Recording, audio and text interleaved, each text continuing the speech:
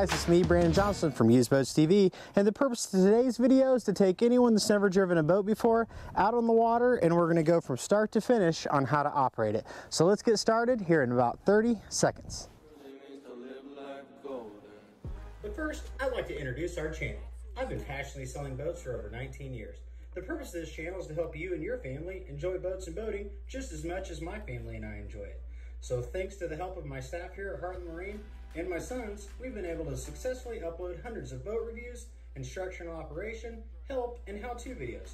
I don't ask for anything in return, except for the opportunity to possibly help you find a boat when the time comes. So to stay up on everything we upload, click that subscribe button below and stay tuned. Nice. So one of the reasons that we're doing this video is to help anyone out there that's never driven a boat to get more comfortable, all to help improve your ownership experience. You know, you can buy a boat from anywhere, and your sales experience or your buying experience means nothing to what happens when you're out there on the water with your friends and family enjoying yourself.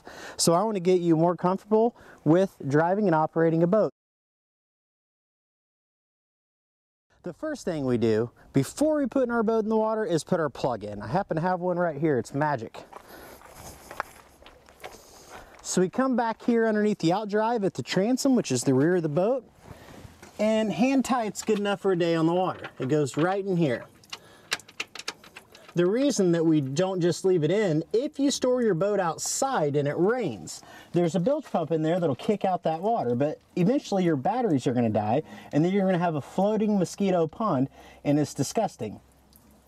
Once you have your plug in the boat, then we'll go ahead and back it in the water and move on to the next thing.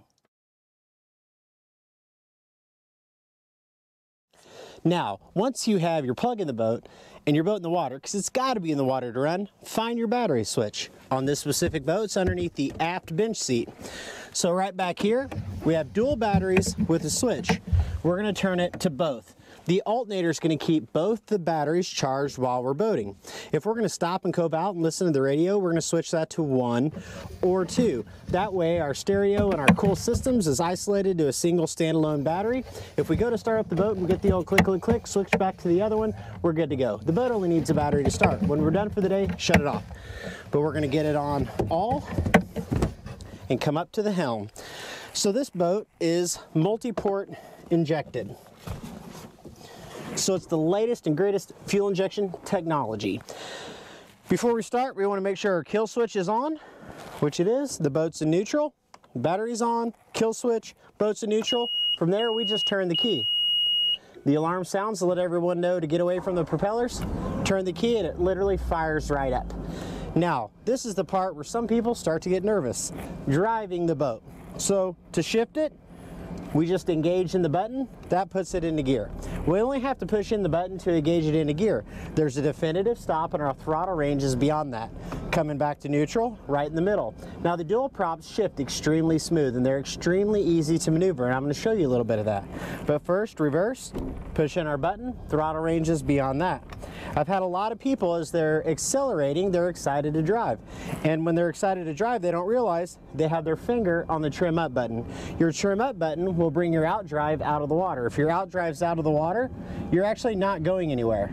You'll just be sending off a funky wake behind the boat.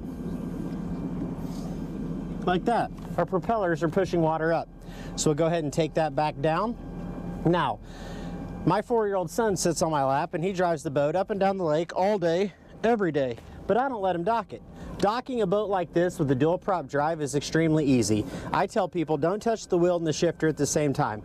If we're going to go in the dock over there, point the wheel in that direction, engage it into gear. Come back to neutral. If we steer in gear, we veer. And what I mean by that is, if I'm trying to get to that dock and I'm in forward and I start turning, we're actually moving away from it before we start to turn. In retrospect, if I get the boat stopped, which is how I like to start docking, by just tapping reverse, because as you know, there's no brakes in a boat. But reverse will momentarily stop your momentum.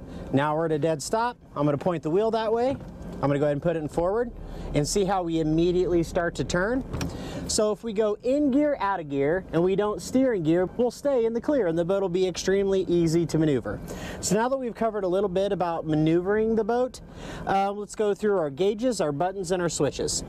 Right here we have a blower. This ventilates the engine compartment. A Coast Guard captain will say if the boat's at idle speed, have the blower on.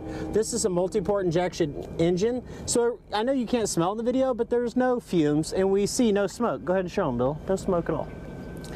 So if you forget, it's okay, but if you get gas on the water, I recommend turning that on after you filled up.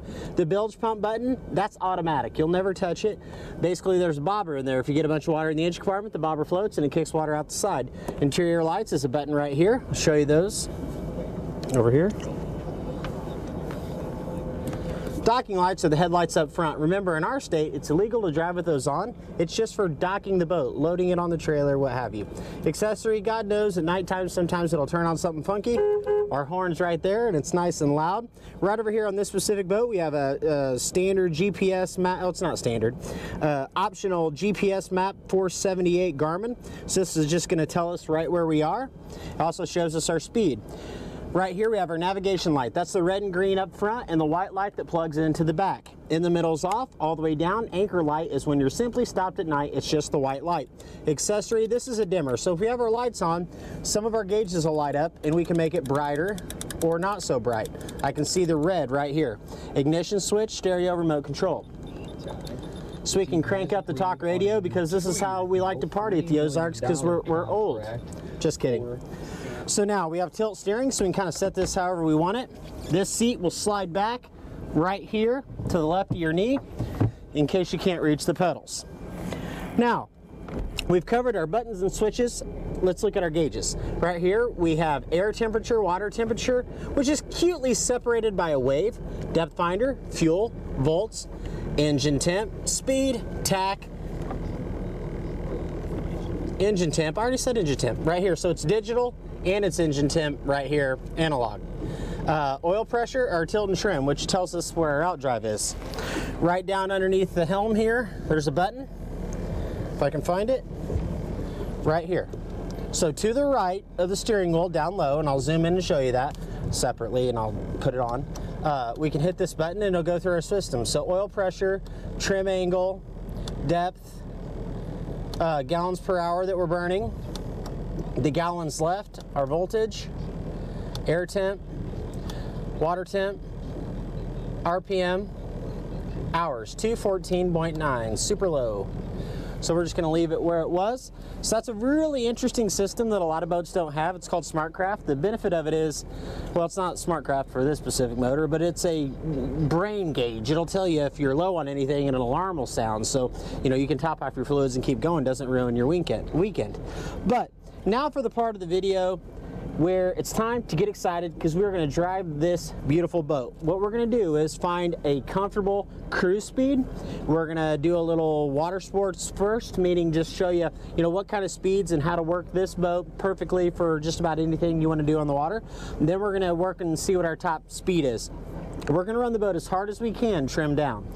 For all of you out there that test drive boats, remember, when you're trimmed down, you're actually pushing water this way. This is a boat. Pushing water this way makes the nose force down. So by going full speed trimmed down, that's when you're putting the single hardest load on your boat. You'll know if it hit, misses, pops, spits, sputters, or falls on its face if it's not running perhaps as it should, or it's got bad gas, bad cap and rotor, bad spark plugs, a million things it could or should be. Bad head gasket, bad motor, bad stuff. So that's why we're going to run it trimmed down. And then as we trim up, when we trim up, we let that drive come up, and that lets the nose of the boat come up, and as our forward momentum carries us up on top of the water, we hit a much higher top speed, and you'll actually hear the boat go, ah, like a sigh of relief because we're not pushing it down. Now, the trim gauge in this boat works, but for all of you that have no experience whatsoever tilt and trim, cover that quickly. Leave it trimmed down if you're under 25 miles an hour. You have your best maneuverability around docks, 25 or trimmed all the way down.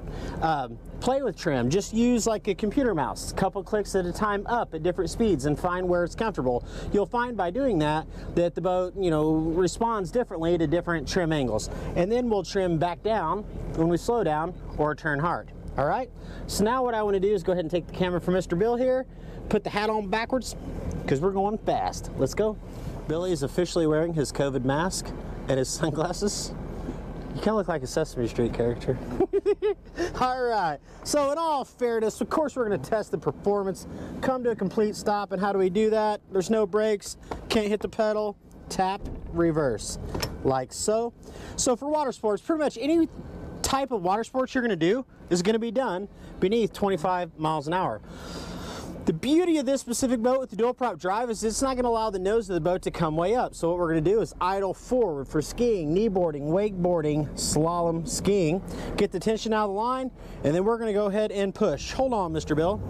So as we push, watch our tack here. Boom, this boat's on plane in literally no seconds, like split seconds. So right here, we're going about 25 miles an hour. This is as fast as we want to go for just about any water sport, unless you're a professional barefoot, slalom, skier, something or other.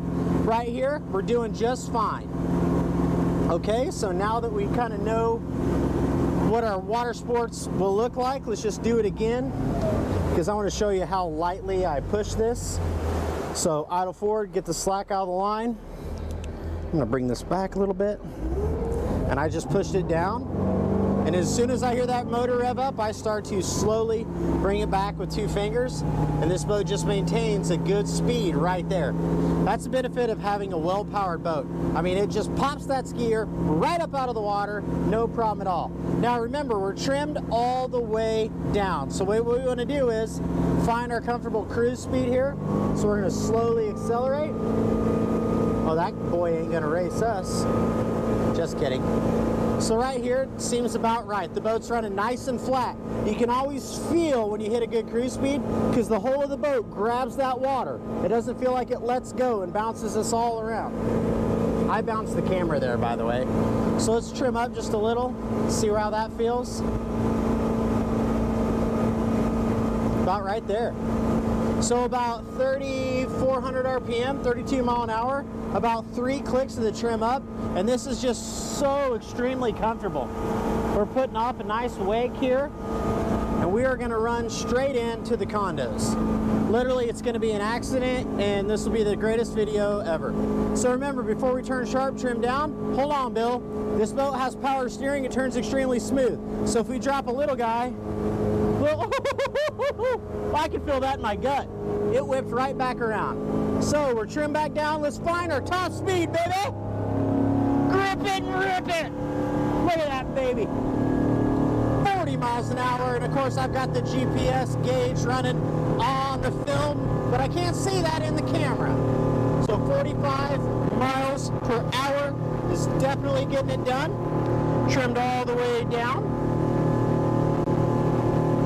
Right there, the boat's not hitting, missing, spitting, sputtering. We are grabbing the water, going flat, nice and true.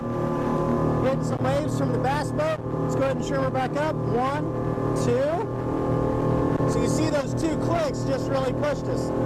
Let's go zoom in here a little more.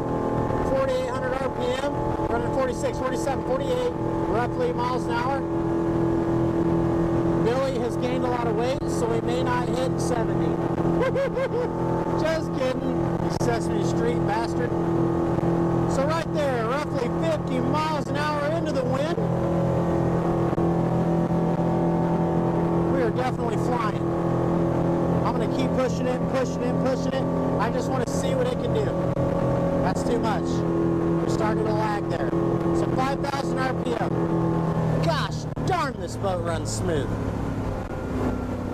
Extremely smooth. I'm so impressed. Another thing about trim angles, okay, when we push the boat down, I want you to watch the wave coming off the side of the boat. So see, I'm here driving and it's way up here. So let's just watch that wave. Yes, your gauge works, but I want you to use this gauge. See that wave?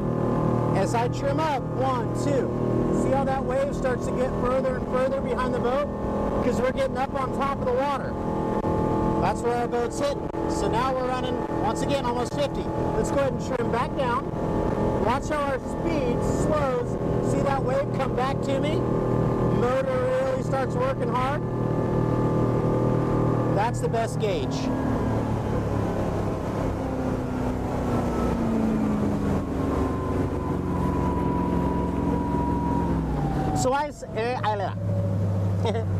So I am sincerely super impressed with this 222 Cobalt.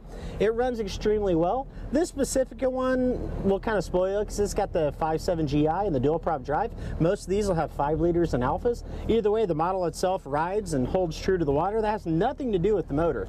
This one just really runs good and is extremely easy to maneuver because of the motor. So hopefully, through experiencing some of these things that I've taught you, you'll be able to have a great time with your friends and family while out there on the water. Just remember to never be in a hurry. Don't overthink it. Just stay calm. This is supposed to be fun.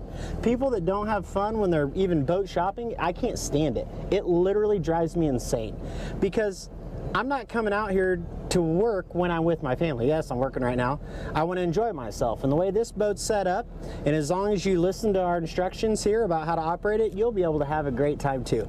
So that kind of concludes the demo portion of the video. We're going to drive back to the boat ramp and take you along with us just to kind of feel it cruise around, and then we're going to finish up with some drone footage down the description below.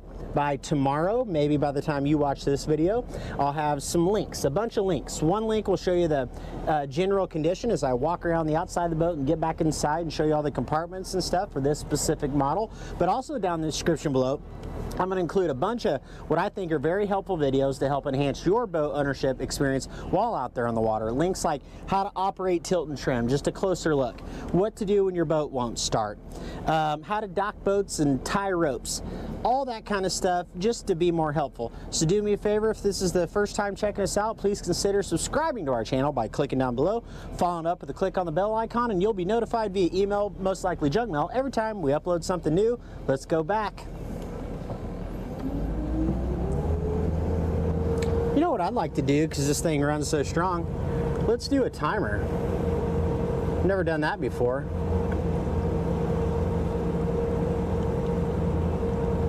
Let's clock this sucker. Stopwatch. You ready, Bill? Yeah. So what I want to do is come back to idle, and I'm going to hit start when I accelerate. I want to see what the time to plane on this is. Ready? You hold on tight.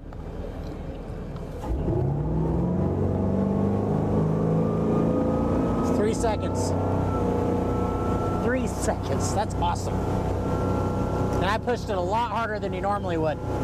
You know, the thing with the dual prop drive in a boat like this, there's really not a secret to making it plain or pushing it. Some boats, you gotta push them hard to get them on a plane, like a bass boat. You know, your big cruisers, you gotta go slow and steadily apply throttle before it tips. This boat, it don't make a shit bit of difference what you do. It just starts to go flat on its own.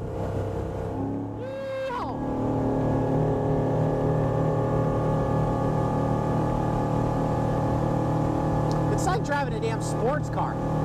Like the steering is nice and tight. It's not sloppy. Tight's the wrong word. It's not sloppy. It's great.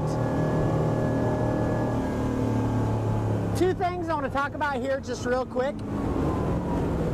A lot of people will get upset and want to trade their boats because they have a tendency to, you know, porpoise like a dolphin swims like this.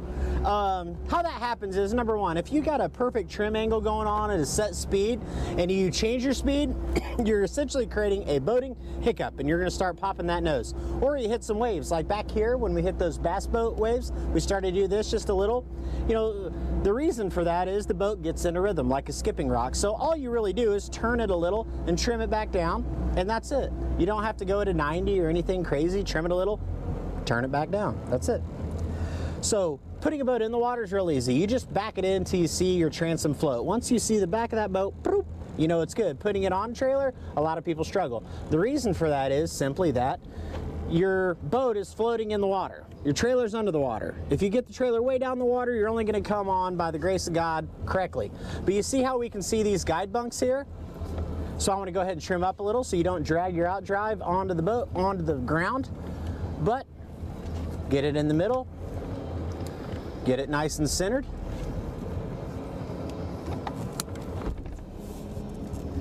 Once you're centered, then you can go ahead and push forward. Slow, steady, applied throttle. You don't want to go herky-jerky, whoom, whoom, whoom. Just slow and steady, and you'll be able to slide it right up on the trailer. No problem at all. Once you get it on the trailer, go ahead and trim it up all the way.